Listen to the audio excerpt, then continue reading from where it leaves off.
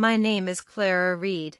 I'm 26, and I live alone in a tiny rented room in Oak City, a quiet place with tall buildings, busy streets, and people always in a hurry.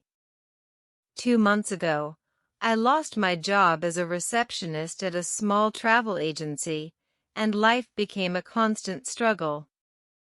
Each morning, I woke early, made coffee, and sat at my old laptop, sending out job applications and emails, hoping someone would reply, but no one ever did. Days turned into weeks, weeks into months, and my savings slowly vanished. I had to count every coin just to buy food, and my rent was looming. I had no idea how I would manage. One rainy evening, my best friend Lena came over with a small box of donuts. She noticed how drained I looked and listened as I poured out my problems. Then she mentioned something that shocked me: surrogacy.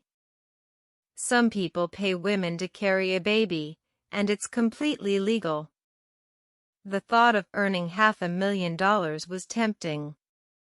It could clear my debts, cover rent, and maybe even let me finally open my dream coffee shop. The next morning, I searched online for private surrogacy opportunities and found one offering $500,000 to a healthy woman. Nervous but desperate, I went to a large white house on the outskirts of the city, where Daniel Hart welcomed me. He explained that it was strictly a business deal, no emotional ties, no contact after the baby was born, and I would live there for 9 months with no visitors or phone. My heart racing, I signed the contract, knowing I needed the money. Life in Daniel's house was strange and quiet. A doctor monitored my health daily. I ate well, rested, and wasn't allowed outside. Daniel worked long hours and seldom spoke, but his voice was gentle when he did. Over time, he shared that his wife had died in an accident while pregnant, and he just wanted a family again.